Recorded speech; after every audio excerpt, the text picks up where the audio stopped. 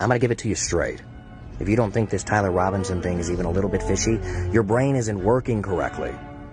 And I may seem radical, sure.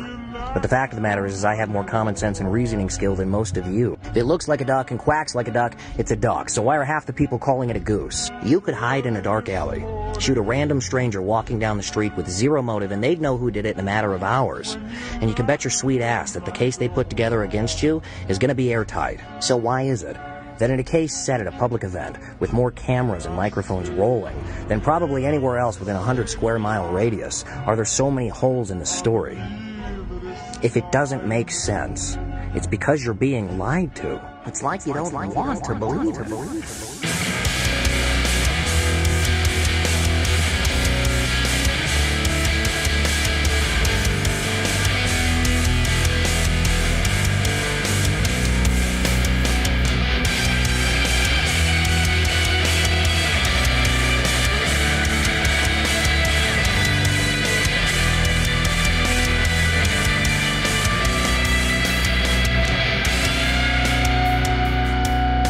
Welcome back to Posting Through It. I'm Jared. And I'm Mike. We talked about this a bit on a premium episode recently, but we thought we'd take it to the main feed because it is the story of the summer and potentially the next year or so. Criminal trials tend to go on for a long time. For our newborn listeners in the audience, people who were born in the last month or so, we are talking about the pretrial hearings that recently took place for Tyler Robinson, who is the young man, old boy perhaps, who is accused of assassinating Charlie Kirk as he spoke at a on-campus event in Utah in September last year. There was about a week of hearings in a Utah courtroom where prosecutors presented evidence that they, to a judge, that they would like to include in that case to argue that they have enough material to go to a criminal trial for a capital offense, which can result in either, upon a guilty conviction, the death penalty for Tyler Robinson or life in prison for Tyler Robinson. Our guest is Brandy Zadrozny, senior enterprise reporter for MS Now. She was at the pretrial hearings for Tyler Robinson and spent so much time talking to conspiracy theorists who showed up at these hearings, who, despite the evidence presented, just can't seem to let their doubts go. Brandy, welcome to Posting Through It. Thank you, Jared. Thanks, Mike. Glad to be here. Did you see Jack Posobiec? I did see Jack Posobiec, and Did you see the Red Lotus eclipse he rolled up in? I did. I saw everything. I talked to him at length, actually. It's really interesting. Okay, so I'll say this, and I'm gonna get dragged for it, but okay. Not by us. Oh, Not by well, us. actually, wait till I say it. So I saw him, and I'm like, "Hey, Jack," and he's like, "Hey, Brandy," and then gave me a hug, and my brain was like, like, you block me on Twitter. You have called me some of the worst names anyone could be called, and I just I've been in this spiral about it actually since. We could spend forever on this, but I've been in a spiral about it since, because I'm like, oh, he thinks we're the same now. Like, he's on Real America's Voice. He's mobbed by cameras. He's mobbed by people at Turning Points events. And he is probably, I mean, one of the closest successors to Charlie Kirk's media arm, I would say, closest thing. And so I think it was just a weird thing. Wait, you think so you're both media figures? I think so. I think it was like I can't. I don't know how to rationalize it. Is he right about that? I mean, technically, no. I mean, yes, but no. And my producer was like, "Y'all are on that level," and I was like, "Absolutely not." No. I mean, no. I don't know if it's because I've been in my coverage sort of definitely empathetic to Charlie Kirk's family and his friends, and right. Especially supporters who are feeling this way. Maybe it's that. I'm not yelling at him. I don't know. I don't know. I don't know what it was, but it was really it threw me off in a way that I don't know. So yes, I did see him. The one time I met him in person to interview him at the New York Young Republicans Club, December 2022, he was so angry, like I could see him physically vibrating. So Yikes. that very different experience. Maybe it's I've got a mom vibe. Like I feel like I don't know. I don't know what it is. I feel like have I not been aggressive enough in my coverage? It made me like rethink everything. Well, we're going to talk about this during this episode. Okay. But Jack probably now perceives himself as some sort of victim of conspiracies as part of the Charlie Kirk family, which is funny because, as you know, he's the OG of this genre.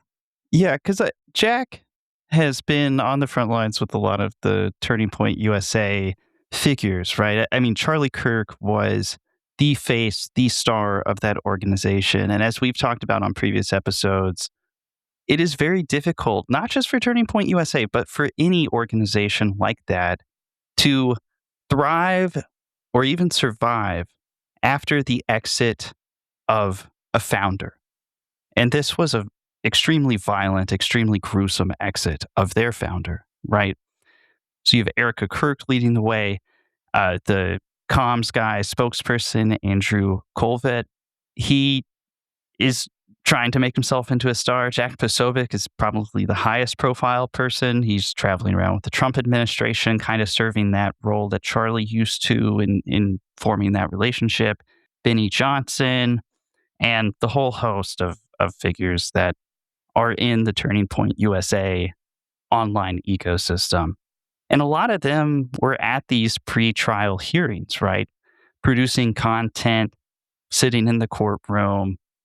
It's just, it's kind of become its own show in a way. And I don't say that to say that they are not legitimately hurt, legitimately grieving, that they don't sincerely hope to see justice done in this case. But Turning Point USA, as much of an activist organization as it was also a giant media production house, right? Oh, yeah. So it's like you're seeing all of these figures sort of not only go through this experience, but also in a way performing this experience, right? I'm just curious if you have any thoughts or like what that looks like in person as somebody who recently was at this courthouse, spending time around these figures, observing them, reporting on them, that sort of thing.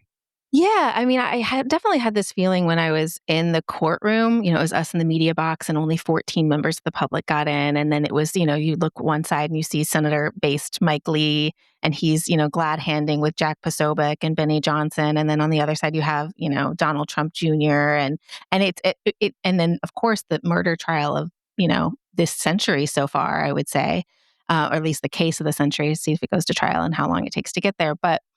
Yeah, there's definitely, I'm watching these people as a reporter that's reported on them for so long and seeing the performativeness of all of it.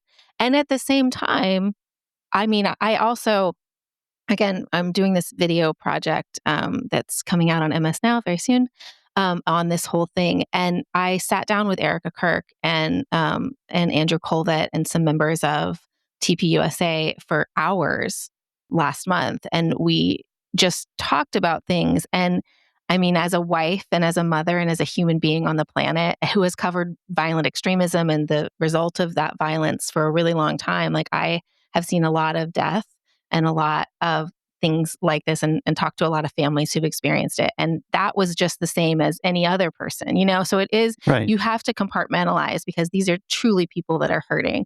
Erika Kirk is obviously a woman who's in deep, deep grief for her husband, and I will die on that hill. And it's very sad. And at the same time, you do have to take a step back and say, how is this organization and how are the people surrounding this organization who benefit from this organization utilizing this as a way to further the organization, further their own goals, further Charlie's goals, right? Like he would have wanted this to go on. How are they using it as sort of this performance to do those things? And I think that is definitely happening. And the line between what's real and what's formative is really blurry, though. I think that's just hard to say, but like, I think we'll talk about this later, but it's hard to see them reconcile those two personalities too, because the performativeness of it is the stuff that, while they're not talking about Charlie Kirk, 90% of the time, they're talking about things that would often falls into conspiracy theorizing and buckets of conspiracists. So it's like, how do you reconcile those two parts of yourself? It's really interesting.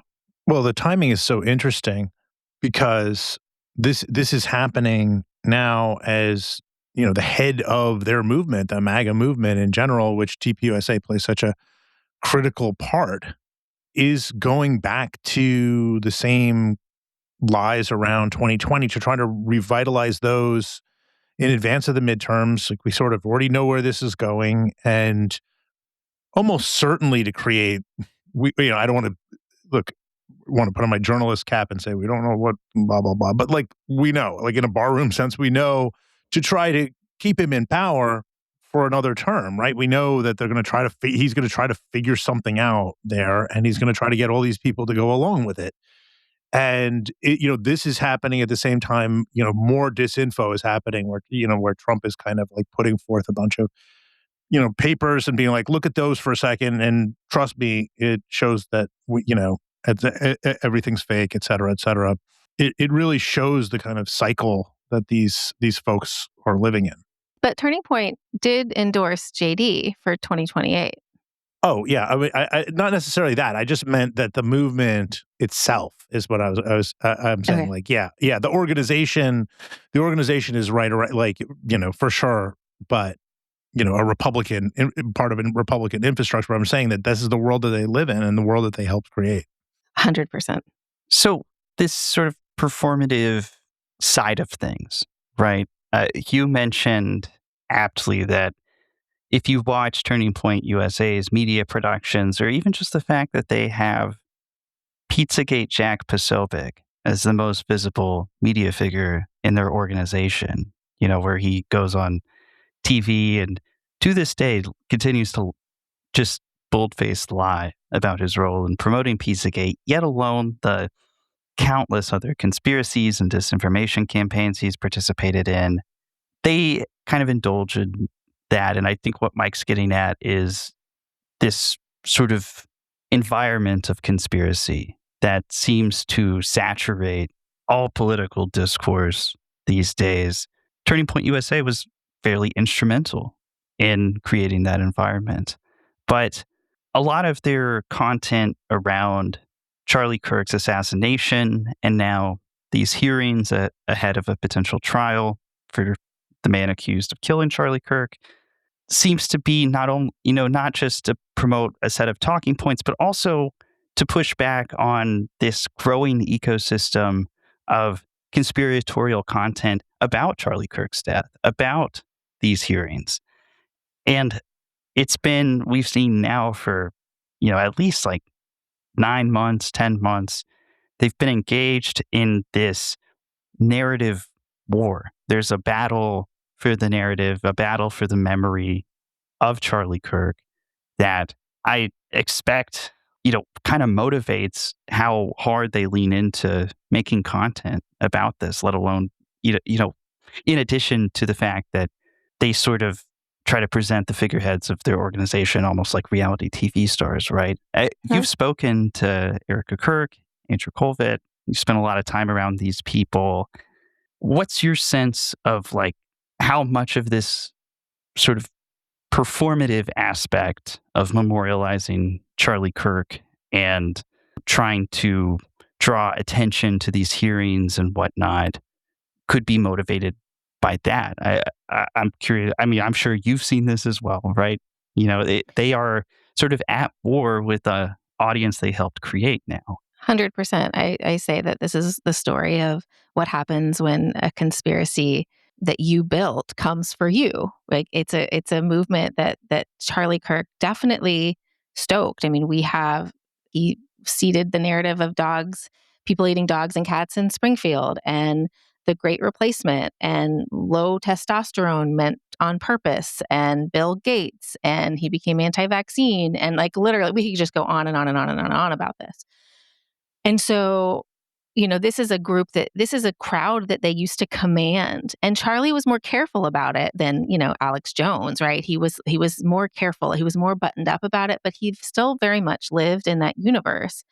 And so I think that again, there's this tough road in front of them where they, when I talked to Erika about it, she said, we feel like the only way that you can win against conspiracy theorists is if you don't play, right? The only way you win this game is if you don't play.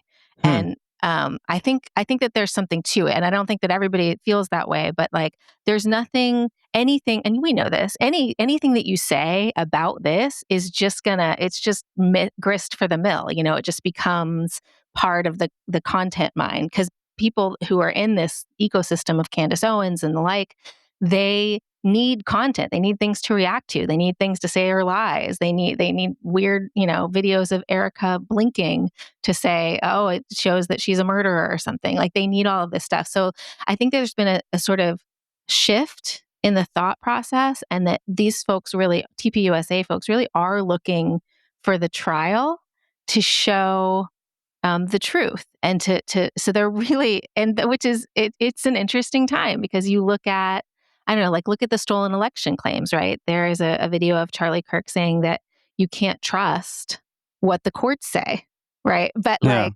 that's what we're relying on now. So you spent years sort of seeding this narrative that you can't trust these institutions, and now these are the very institutions that they're relying on to set the record straight. And it's just, I don't know how you can hold both in your hands. And I think that you can't. And so I think that is why I think that they're on the losing end right now of the information war about Charlie's death. Don't you?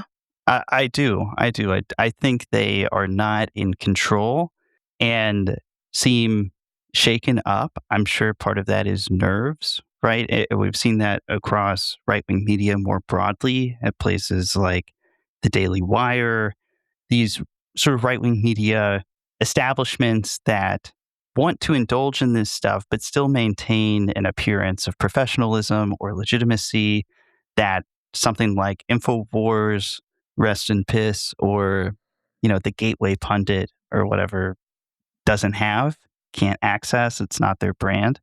And, and that combines with what I'm sure is the very sincere grief that they feel, that they can't move on from this, because every day people roll up and accuse them of having had some kind of role in it or being responsible. Like Charlie Kirk has been turned into a meme online. It's like this will never leave their life. But you mentioned that's almost underselling it. I mean, his image is ubiquitous and preserved in all these AI videos that everyone in this audience has heard. Seen. Excuse me. But you mentioned that they are leaning on these pretrial hearings, having followed them over the course of the week they played out. I would be shocked if this did not go to trial. But they're really kind of pointing to this and saying, look at this, look what's happening in court. This should dissuade any kind of conspiracy theories or misgivings or questions you had. I have a couple clips here I'm going to play. One is from Don Jr., the president's adult son. He was in the courtroom for at least one of the days, right? The 1.5 days he was in, yeah. This is sort of how he presented the hearings to his audience. Guys, that's not vague.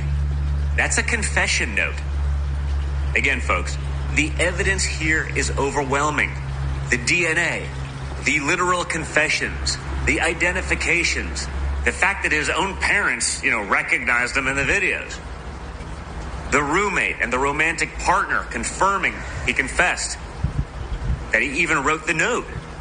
The fact that the roommate was clearly very sympathetic to the trans cause, something Charlie spoke about ad nauseum. I know, because I did many of those things with him live.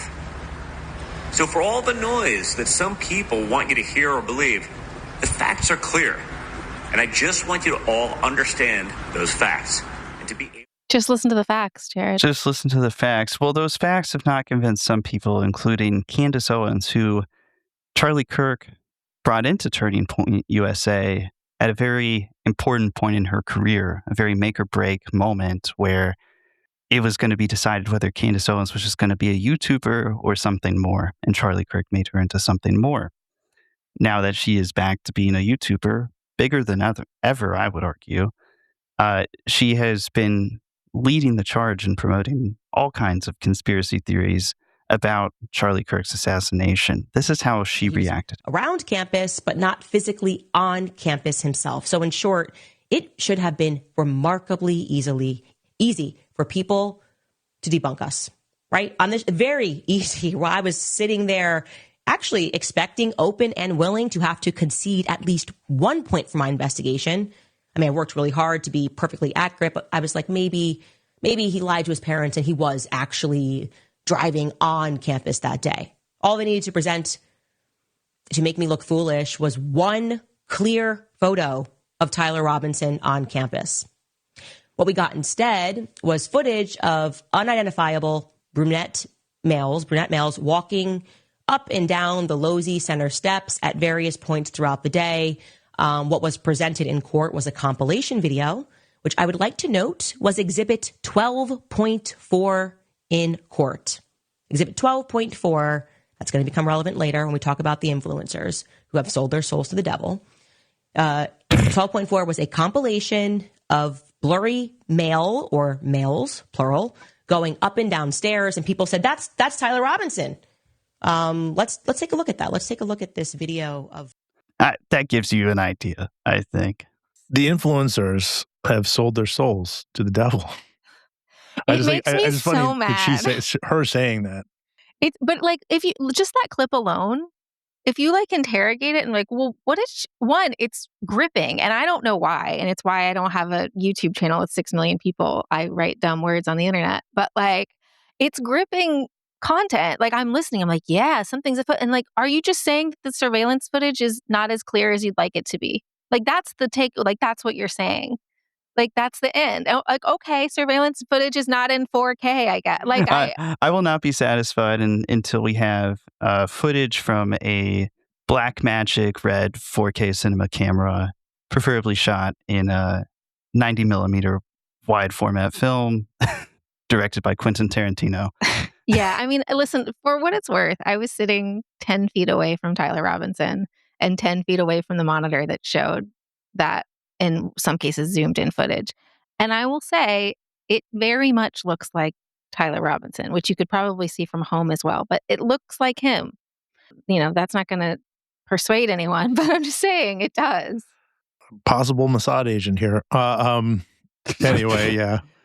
Join the list of people that have called you that in the last week. Yeah. So what I was going to say is that, she's telegenic, and she has she's weirdly persuasive. I think if you kind of like take the information out and you try to empty your brain, you look, and she's got a way of holding people's attention. And I mean, that's how she's getting by with this. It's not facts. She's got the juice in terms of being a snake oil salesman. And I asked myself, like, how long can this last? It's been 10 months. And like, she started a week after Charlie was assassinated. She started a week later, and she's just kept going, and she's, gotten rid of certain evidence and just left it by the wayside. And it doesn't feel like her numbers are still very, very high. The people that I talked to outside the courtroom still thought she had very important questions that needed answering. Can she do it forever in perpetuity? I don't know. This is a big if. Tyler Robinson, if it does go to trial, deserves a fair trial with good representation. But even, if he is convicted, does it end there? Oh, no.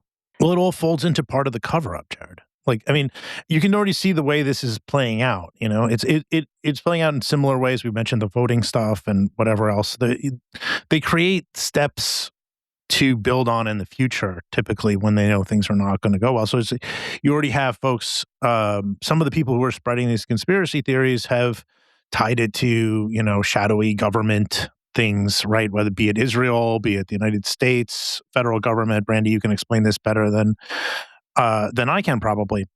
But the whole point is that when the verdict some of them probably deep down know is coming, they're able to pivot and show it as part of a corrupt system that has perpetuated blah, blah, blah. Yeah, there's always, I mean, the cast of characters, as you just said, Mike, that are supposedly in on it is everyone from Bibi Netanyahu himself to the president of France to, just like the Well, he's the one who's randos. Suing Candace Owens, suing yeah. Candace Owens, so of course he's in on it. Of course. Oh no, I can't. I'm not going to go down the road, but little college, random college kids at at Utah Valley University that happen to be wearing a maroon shirt or holding an umbrella or doing any of the other myriad things, any of Charlie's, security that were out and managed to scratch their arm. Like all of these people have been wrapped up. And so there is an endless cast of characters now and side quests to go down that I think she's got a lot more juice in the box for sure. So if Turning Point USA is hoping that these hearings and what I assume will be an eventual trial will help dispel some of the stuff, that it will ultimately embarrass the people who for the past 10 months now have been just absolutely hammering them with all kinds of conspiracy theories, suggesting that Erika Kirk was in on it, that there was a power struggle inside the organization, that staffers were in on it, which Andrew Colvett has said has resulted in threats to Turning Point staff and has certainly given them a lot of issues online and caused some problems in their audience. If we're not convinced that that is going to change their mind, I'm curious what will change their mind, or if their minds can change. You wrote a great piece, long piece, amazing piece. I love any sort of like narrative nonfiction thing, and the way you told the story it's like my favorite kind of journalism. I'll put a link to it in the description. But Thanks, bro.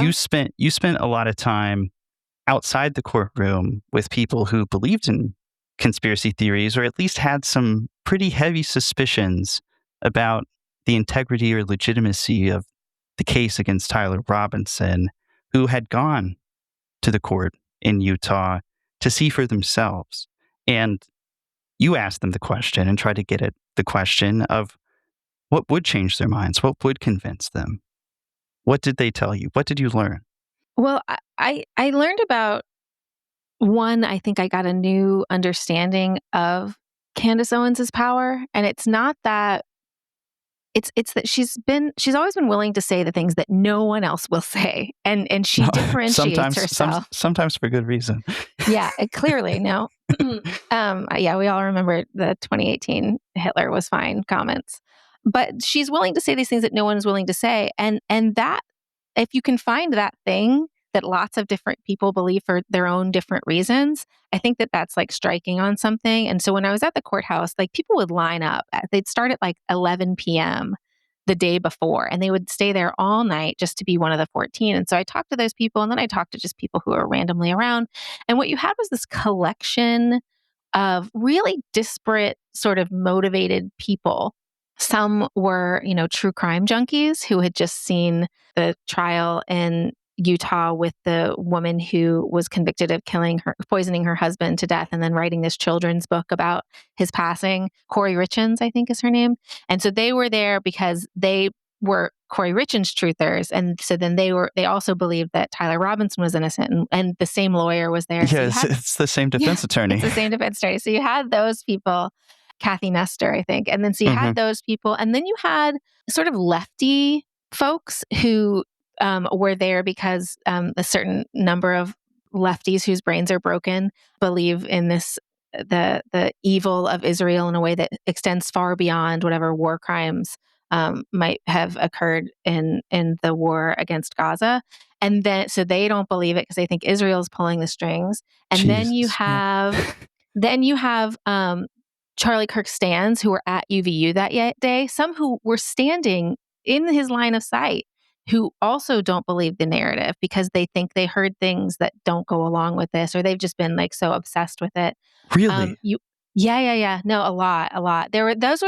So the first people I met, we called them the Freedom Ladies because they just had freedom shirts with Charlie Kirk on them.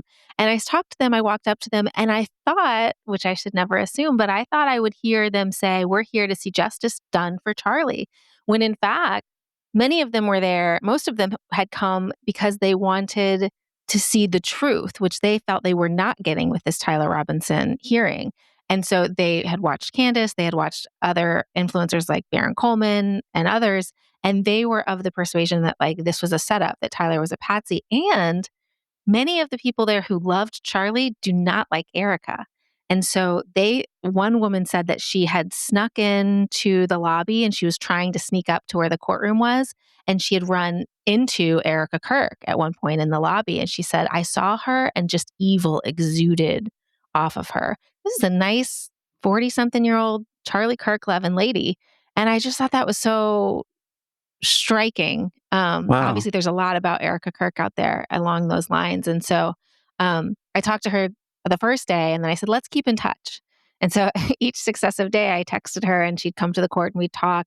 And by the second to last day, she had secured tickets. She had gotten in to the courtroom and she ended up sitting right in front of Erika Kirk and Erika Kirk's mother-in-law, Kathy Kirk. And at several points, Erika and Kathy were just sobbing in tears. And Erika Kirk at one point handed a tissue to one of the Freedom ladies that were sitting right in front of her because they were audibly crying. And it was this moment, a couple news organizations actually wrote it up, but it was this moment that personal interaction, that was what changed the lady's mind, the Freedom lady's mind, from thinking that she was evil, saw her in the lobby, said she's evil. And then she said to me later, she didn't have anything to do with it. I feel so awful. I feel so terrible. I know that I was wrong. Something real. But none of the evidence that she saw in front of her, right? It was just this human interaction that she's like, it's all on vibes. It's all a vibe. It reminds me, obviously this is not exactly the same situation, but it reminds me of a lot of the stories of, former white supremacist movement folks, like what they'll tell. I believe it's Christian Piccolini. Yeah, I know you're talking about. Yeah. Talks about Is he still around? I haven't seen much from him lately, but if I'm remembering correctly, his story is that he was part of these movements, and then one of his, immigrant family moved in to his neighborhood and had him over for dinner, and he actually became quite good friends with them and just thought they were the nicest people. And it was those kind of personal interactions with the people that he had spent so much of his life coming to believe were violent, horrible, threatening, threats to white civilization and his life or whatever. But that human interaction is kind of what made him made him recognize that was just media or like propaganda, whatever you want to call it. Obviously not the same situation, but. No, it's like after Tucker Carlson came for me in 2020, I guess, he did this crazy segment with now State Department employee Darren Beatty, former White Nationalist Conference attendee. Darren Beatty, that claimed that I was doxing Trump supporters, which is just flatly untrue. But he did this whole segment and I got all of these Facebook messages from people saying, how dare you? We're going to dox you. We want your kids dead, et cetera, et cetera. And one of them, I got so annoyed at one point. It was just this little lady in Georgia. I Facebook messaged her and I was like, hey, my life is terrible right now. I have to move out of my house. Please, it's not true. None of this is true. She had written this post for me for her, it was in Georgia, this Georgia local Facebook group. And I'm like, it's not true. It's not true. And it took 2 seconds and she said, I'm so sorry. I didn't know that it wasn't true and I will take it down. And I said, now one down, 1 million to go. And then if I just interact with every person and I tell them the truth, they will believe me. And I interact with them on a human level, they will know that I'm not a monster. And I said the same thing at court with Erika. I said, now Erika just needs to cry personally in front of every single person who believes these crazy theories and maybe something will change, except for Candace, of course. I mean, so there's the people that follow this content, right? Maybe they're more open to having their minds changed. Mention the human interaction.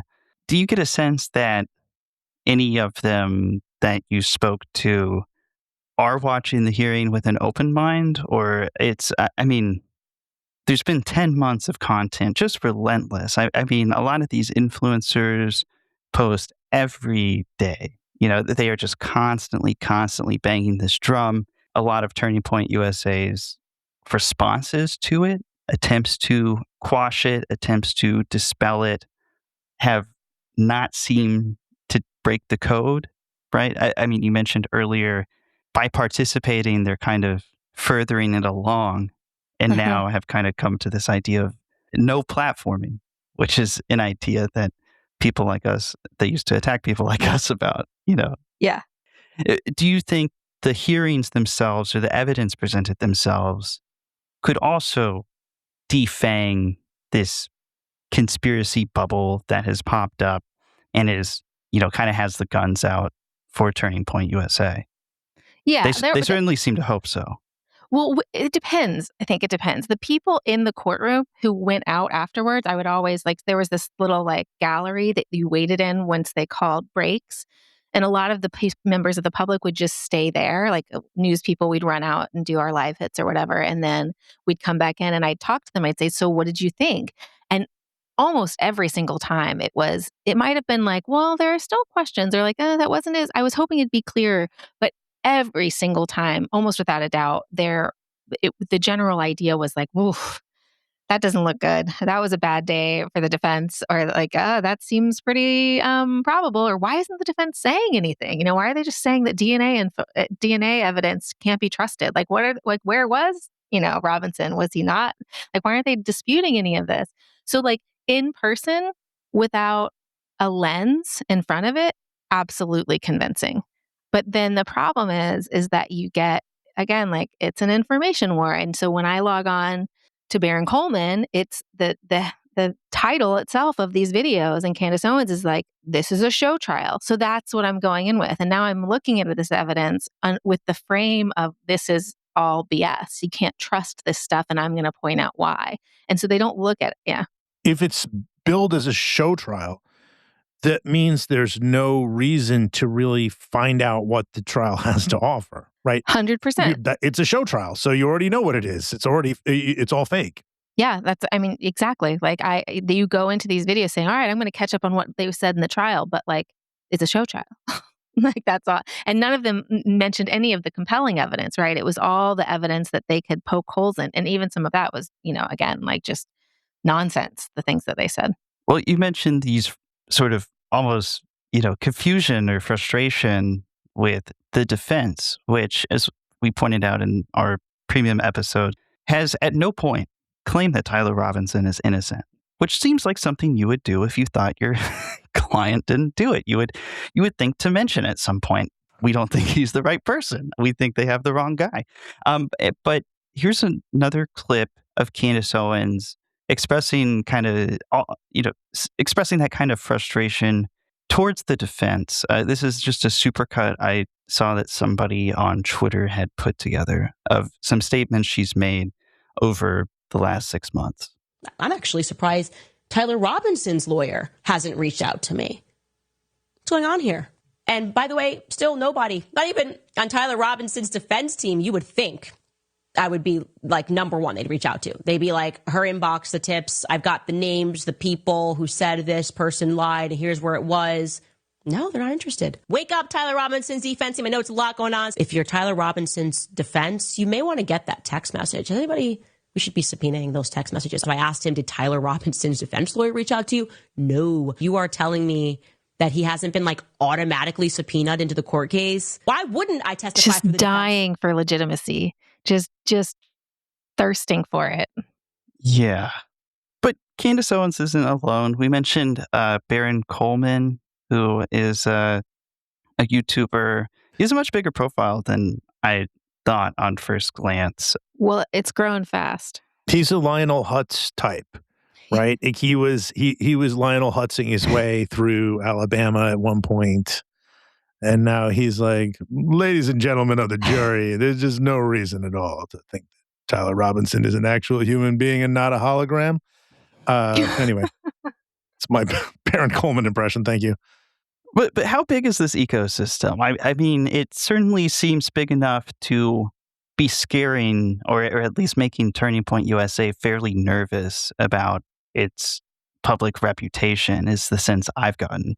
But you've spent more time than anybody should looking at this, unpacking it. That special that's coming out, upcoming. Looking at it, I'm excited to watch that. How big is this, really? So because I have a beautiful mind, I started watching Candace content with the idea, with the interest of like, how's she going to do this alone? Like, she's going to need help with this. Like, she's on every day. Like, how's she going to keep this grift going? And you're familiar with the term collective sense making or participatory misinformation, and it really takes a village to come up with this kind of crap. And so I just started I started cataloging names. Anytime Candace would mention someone or she'd mention a theory that originated with another influencer, I would sort of put their name in the spreadsheet. And then I sort of started tracking the power of Candace, I thought about it as, but like tracking mentions and audience growth and their theories as they changed. And so I have a spreadsheet that has like 60 something influencers on it.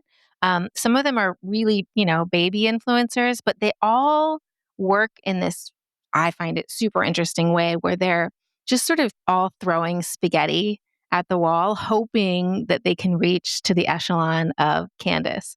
And Baron Coleman is a really great example of this because he, again, came out of the woodwork. He started doing content. He had done like content before, but he really wasn't making any traction with it. So he sort of fits in this mold of Stan, I guess, but also he again, in that search for legitimacy, he's a lawyer. So you can trust him, right? He knows what he's talking about. And he focuses on all the lawyery things about the case. And he has the sign behind him that says allegedly. And it's all like, and I've tracked how much he made in the last like 6 months or so since he quit his full-time Lionel Hutzing lawyering job. Yes. In January, he quit and he just decided to do this full time. But he's made hundreds of thousands of dollars on this. It's just in super chats. So like it is a racket, and people are just trying to get in the upper tiers. And I That's think crazy.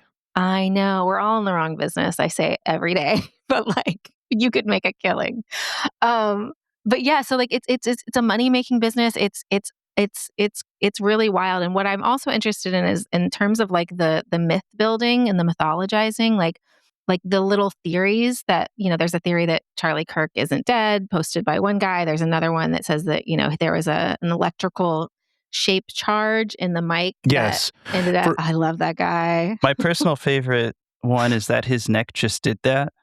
I have not even seen that. So we have an ongoing chat that is just conspiracy theories that we've kept track of. I can give you some of them here. Ben Shapiro had Charlie killed. Mm-hmm. This is this guy, America Only Bro. I don't know if you've seen him on X.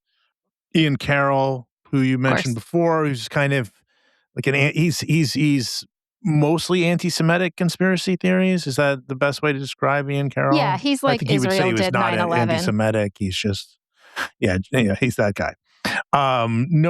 So he says no one has been able to produce clear photographic evidence of Tyler Robinson over that 48-hour period, besides from Candace Owens, I guess is what he says. Our boy Mr. Coleman says that all videos that have been showed have been doctored in some way. I've seen people claim that Lance Twiggs, I guess has he detransitioned? The way that he explained it on the video is that he was having people call him Luna at some point. Some friends call him Luna, and then he stopped. So I don't really know the backstory of whether he would say that he transitioned or not, but he says he goes by Lance now. Okay, he goes by Lance now. But whatever it is, that his testimony, his appearance was AI generated. I don't know if you've seen that one. No. Blonde man with a remote device, like clicks something. You've seen that one? So it's basically a guy in the front who flinches in some way, and it looks like he might be, if you are insane, hitting a clicker, which they say caused the neck to blow up. So he's got that. I like how by the way, some like Mossad or whatever. Why wouldn't Mossad just fucking shoot him? Why do they need I guess, well, we've had the beeper thing, right? Like that's the initial lore that so maybe that got the guy who came up with the exploding mic theory cites that it's hard to, it's like the vaccine stuff, right? People are like, well, the Sacklers, look at OxyContin. It's like those two things one thing does not mean the other. Like, because the Sacklers were greedy and got people hooked on OxyContin and knew it and didn't do anything about it, does not mean that your pediatrician is trying to kill you. And just because, Israel did that with the pagers does not mean that they took out one of their most fervent supporters in the United States. Blew up his neck. Whenever I would talk to conspiracy theorists when I was doing more like investigative reporting and interview them, they'd throw shit like that at me, and I'd be like, that is like a Pulitzer Prize winning story, but you're going to have to prove that, man. Is it possible? I guess. Anything's possible, I guess, but like, you got to prove it, and you're not even close, dude. Well, I want to get through a couple more of these actually, and then hear if stop me if any of these speak to you in some way, where you want to have to see you want to impart something, because we're getting to some other ones. So experts, this Stu Peters, experts say evidence against Robinson are paid operatives. Like meaning experts saying evidence against Robinson is strong are paid operatives. I mean, kind of, they are, like, in a way, like they are people that are.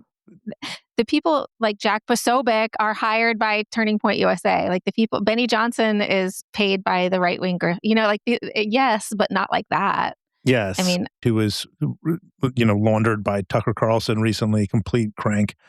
It's laughable to claim, and this is a big one, the 3006 can create a wound so precise. That's a huge one. I don't know if you want to speak anything on that, but they keep saying that they keep showing hunting videos, and it'll be have you seen these? It'll take like basically like 4 dinner plates and like a ham for some reason, and like.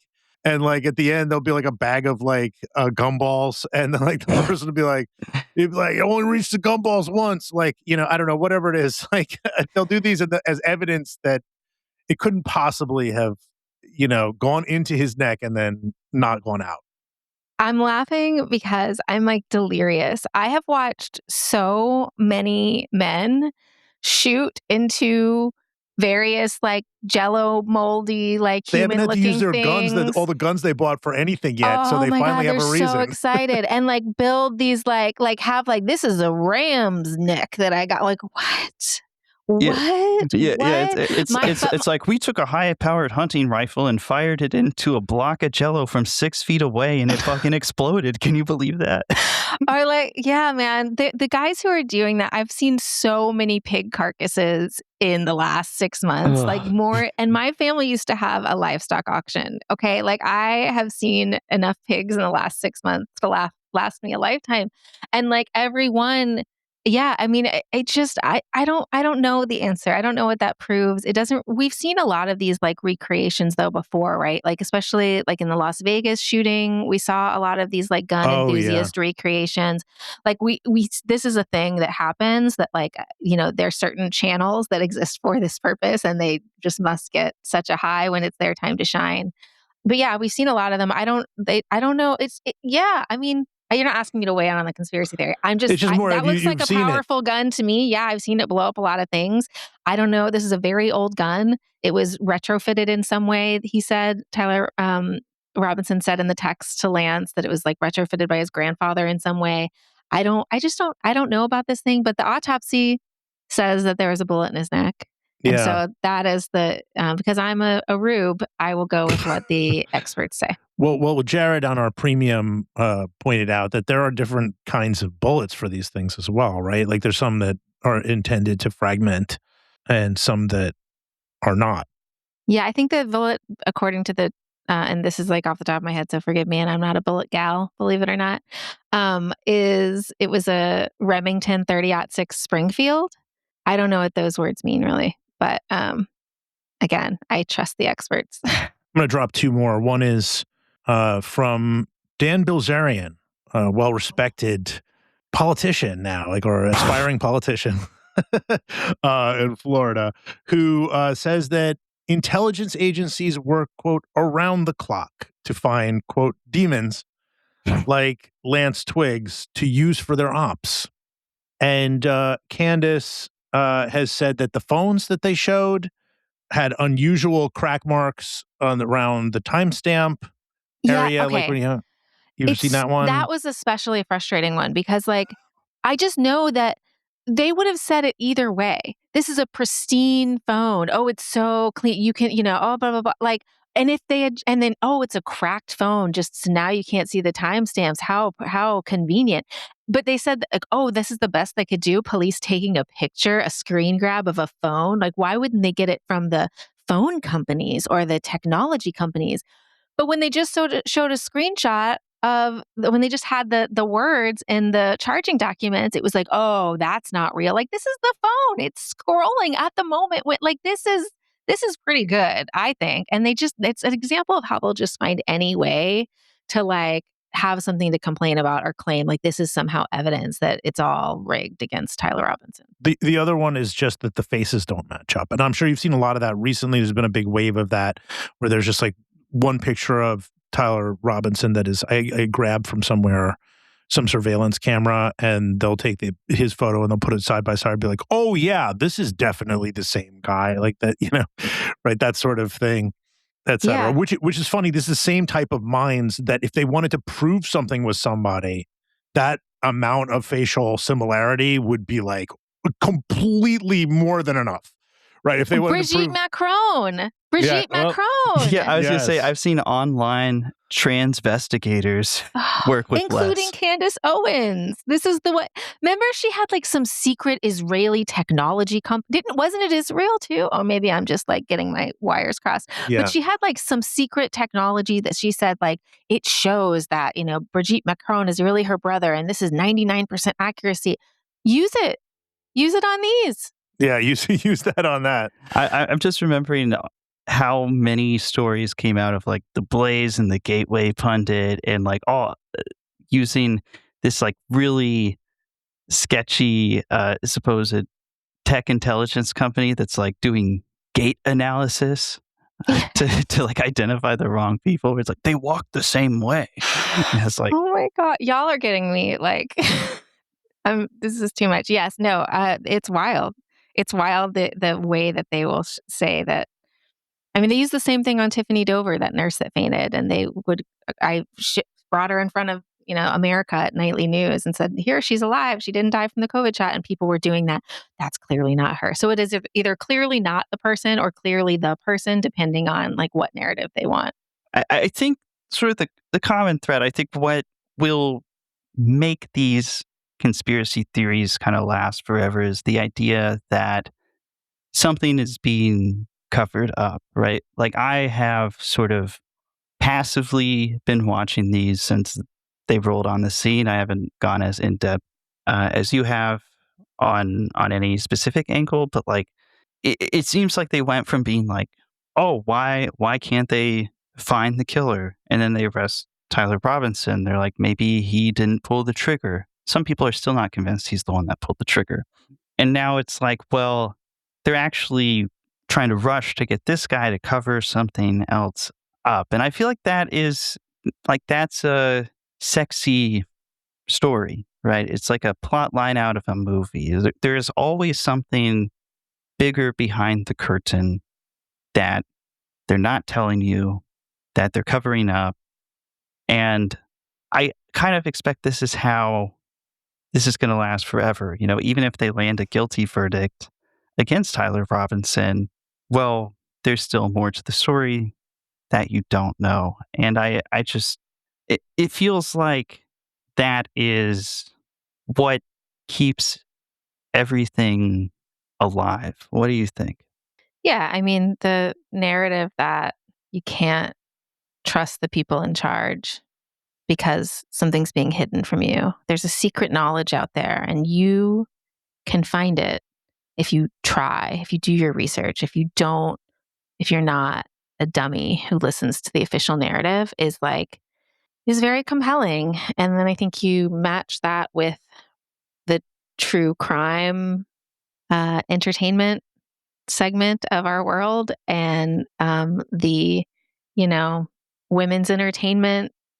You get sort of where Candace Owens sits and where her power sort of rests at. But even like when we were in line, there were some conspiracy theorist creators in line too. So Billy Webb, Brandy Siciliani, I think is her last name, Teresa Better Life, and this woman, Elizabeth Lane, who was like she's I can't figure out what she is, but she came from the Soviet Republic of Georgia, and she now lives in Utah, and she makes very pro-Kremlin and pro-Putin videos for a long time, and now she is one of the Tyler Robinson truthers. And they were all sitting outside, and we were sitting around, and I was kind of like interviewing them, talking to them about what they believed, and they were like, well, "What do you believe?" And they were like, do you believe in the Las Vegas shooting?" And I was like, "Do I believe a guy shot into a crowd in Las Vegas from a hotel room?" "Yes, I do. I believe that happened." And they're like, "Oh, you idiot." And they're like, "Well, do you believe in JFK?" I'm like, what do you mean? But like, generally, do I believe that, a guy shot from a library at the president and killed him? I do believe that, actually. Yes, I do believe that. And they're like, "Oh, you're an idiot. You believe everything." And so I think that like the other side of what you're saying, your narrative of like the compelling narrative of you can't believe what you're being told, is that, oh, that idiot believes everything they're told. But like, I think that that's the other side of it, is that you don't want to be that person. Nobody wants to be that idiot. So I think they're both compelling. I want to ask about a couple of the characters on the TPUSA front, because there's power vacuum that they are actively filling, right? It's, Erika Kirk has, emerged as a kind of a figurehead, I guess is the way to put it. But like, Jack Posobiec is doing some of the work that Charlie Kirk did. And so is this guy, Andrew Colvett, who we haven't talked about too much on the show. I think we've talked about him a little bit on Premium before. He was a press guy for TPUSA, and I knew him in that capacity. And I always thought of him as being extremely square. He called me while I was doing basically a dossier, like the most dossier type work I would do mentally. Like the thing was just publishing all of the stuff Jack Posobiec did before he got famous, right? Like I just published when I was with SPLC, I published everything he did, like, all the small things, every time he referenced some fascist group or something like that, all that stuff was there just to have a record of it. And before it came out, Colvett called me to basically plead with me to not publish it or reconsider or to do it differently.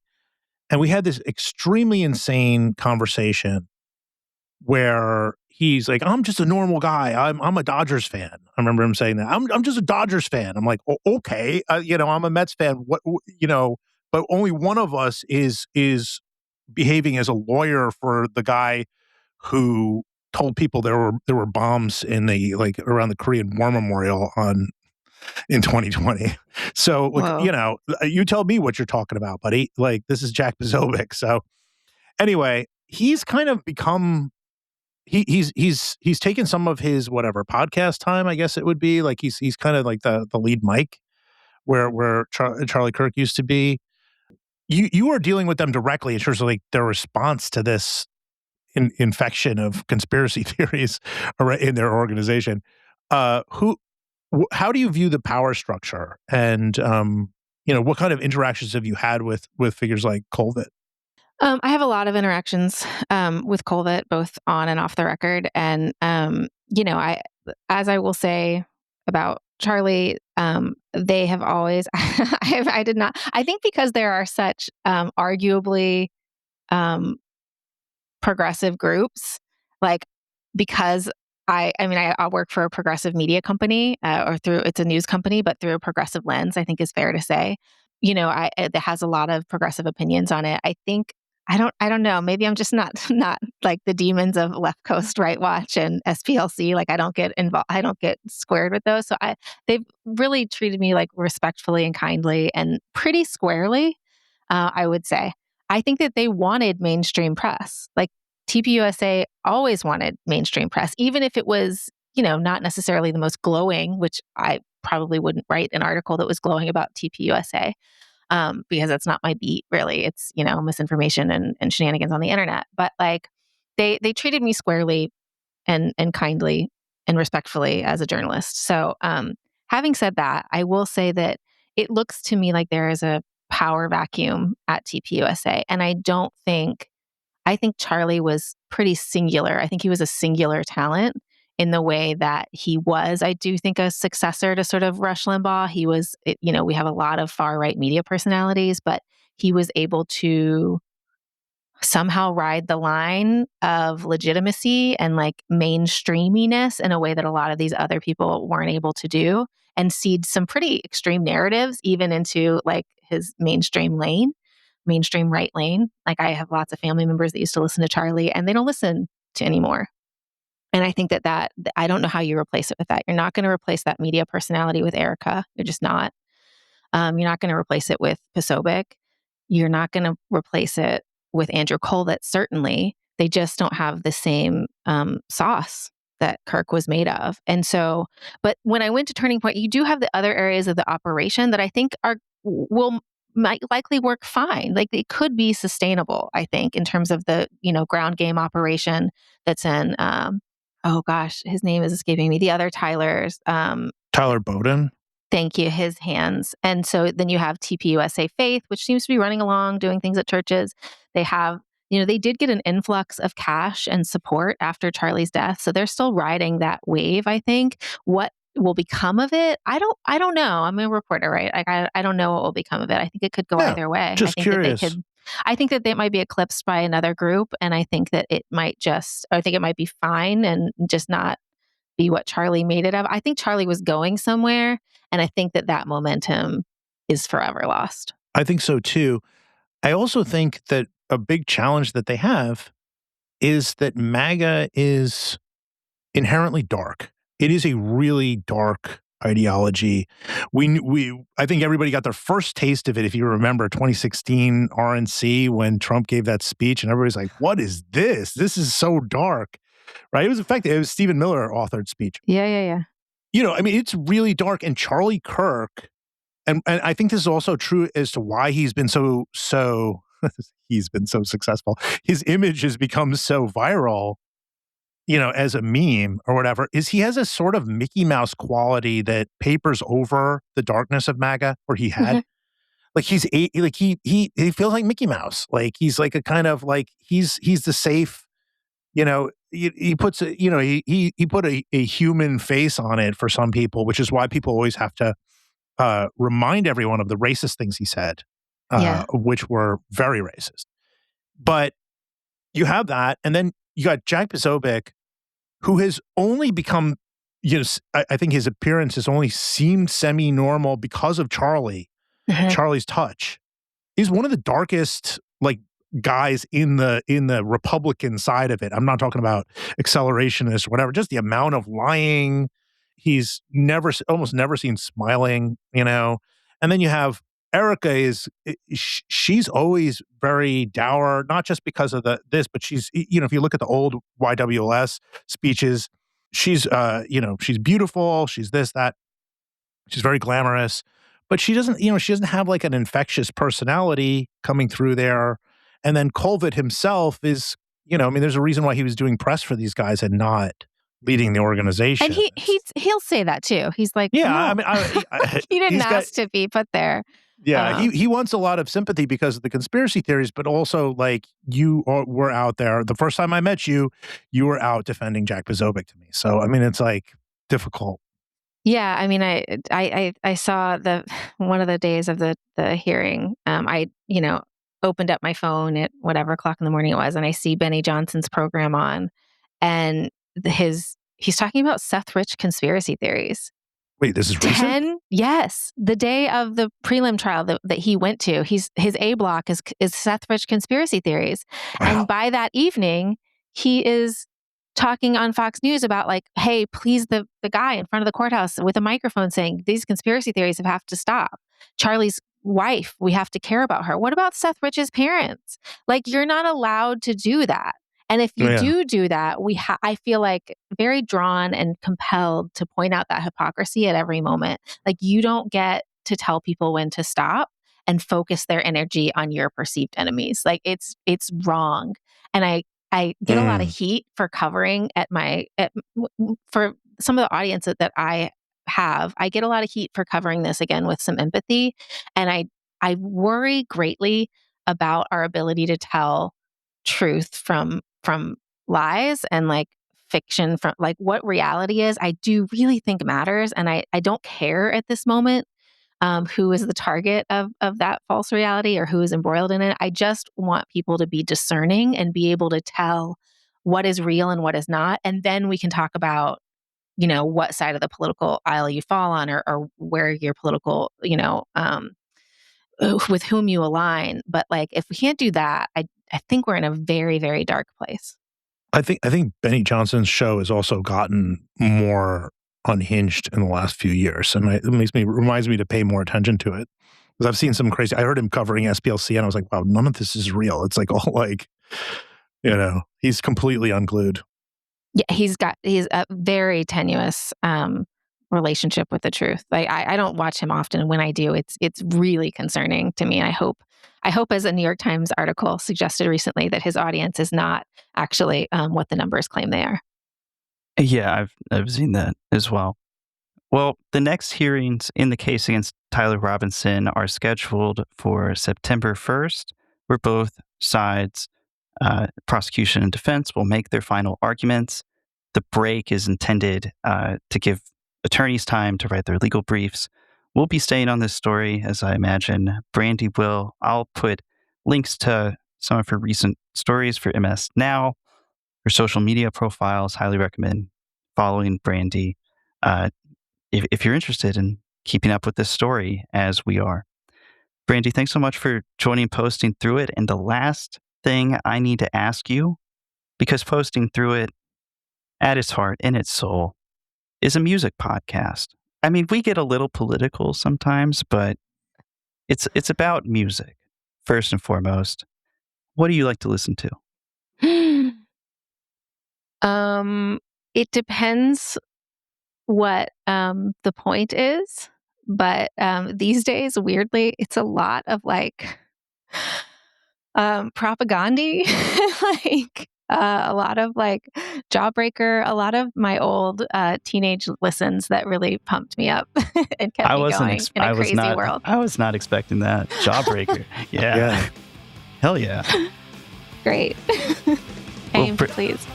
Well, Brandy, thanks so much. Take care. Thanks, y'all.